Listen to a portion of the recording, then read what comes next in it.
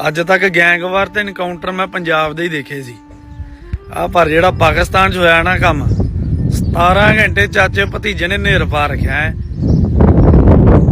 कहंदा जे नस गया तो जट ना आख्यो। उन्होंने ठीक है छत दा बनाता इदा जिद्दां तारे निकले होंदे रात नूं हैलीकाप्टरां तक काम पहुंचाता है। गल दिखा गया पता नहीं कौन सही कौन गलत इहदा हुण सारी स्टोरी नहीं पता पर दस गया कि हैगा ही मैं फैसल जट है। दोस्तों, पाकिस्तानी तारीख का सबसे बड़ा पुलिस मुकाबला तारीख थी 18 दिसंबर 2024। इस पुलिस मुकाबले में हमेशा की तरह हुकूमत की जीत हुई, लेकिन आखिर क्या वजह है कि फैसल हंज को एक हीरो की तरह ट्रीट किया जा रहा है। चाचे और भतीजे ने दिलेरी की मिसाल कायम कर दी। इस पुलिस मुकाबले के बाद न सिर्फ इंडिया पाकिस्तान बल्कि पूरी दुनिया में फैसल हंज के चर्चे होने लगे, क्योंकि उसने 700 पुलिस वालों को ललकार के कहा था कि पुलिस वाले रिश्वत खाते हैं और रिश्वत खाने वाले शहीद नहीं होते, पुलिस वाले कुत्ते की मौत मरते हैं। जिसने शहीद होना है आ जाओ, अगर मैं भाग गया तो मुझे जट न कहना।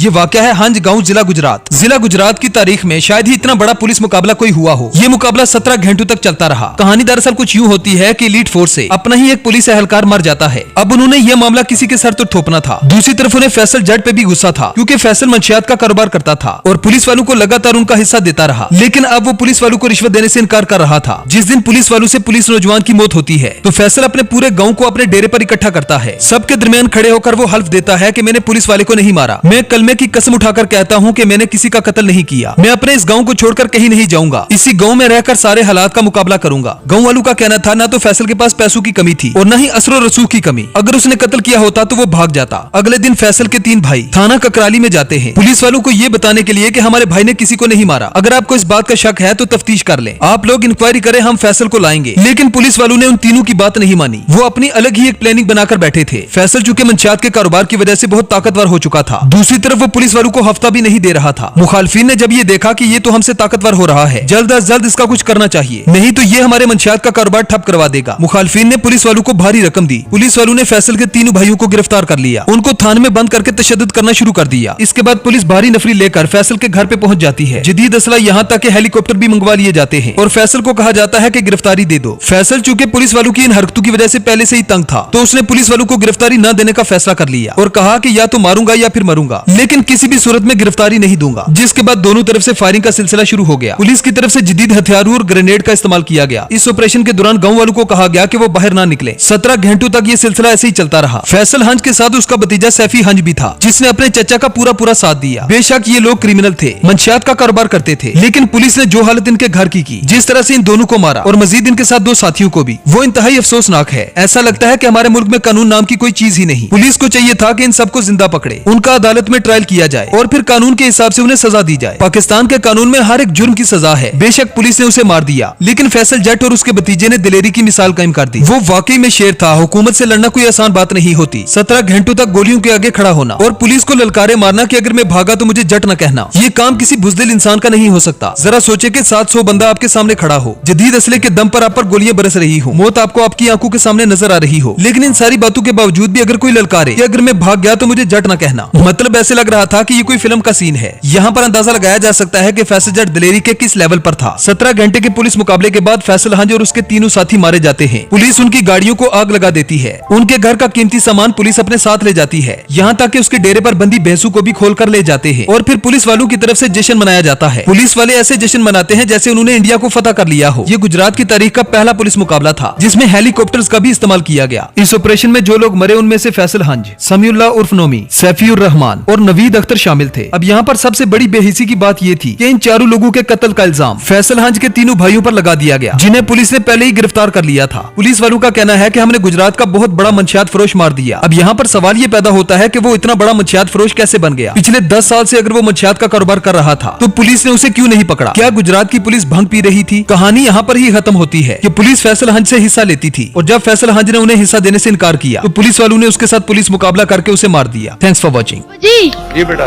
यार दिलेरी के बारे में तो बताओ। बेटा दलेर बंदा अनाड़ी होता है बेचारा, वो सामने आके लड़ाई करता है, इस वास्ते मारा जाता है। जिहड़ा ताकतवर होता है, जिहड़ा खिलाड़ी होता है, वो पर्दे दे पिछों छुप के लड़ता है, इस वास्ते वो बच्चा रहा है। ਫੈਸਲਾ ਪੂਰੇ ਪਿੰਡ ਵਿੱਚ ਗੋਕਾ ਪਾਉਂਦਾ ਰਿਹਾ। ਮੈਂ ਦੁਨੀਆ ਤੇ ਦੱਸ ਕੇ ਜਾਣਿਆ, ਸਬੂਤ ਦੇਣਾ ਕਿ ਮੈਂ ਬੰਦਾ ਪੁਲਿਸ ਦਾ ਨਾ ਪਹਿਲੇ ਮਾਰਿਆ ਨਾ ਹੁਣ ਮਾਰਿਆ ਹੈ। ਉਹ ਮਰ ਗਿਆ ਆਪਣੀ ਗੱਲ ਤੇ। ਇਸ ਪੁਲਿਸ ਨੂੰ ਇਤਨਾ ਇਹਨੂੰ ਇਕਤਦਾਰ ਨਾ ਦਿਓ ਕਿ ਇਹ ਜ਼ੁਲਮ ਕਰਨ ਔਰ ਹਾਕਮ ਬਣ ਜਾਣ।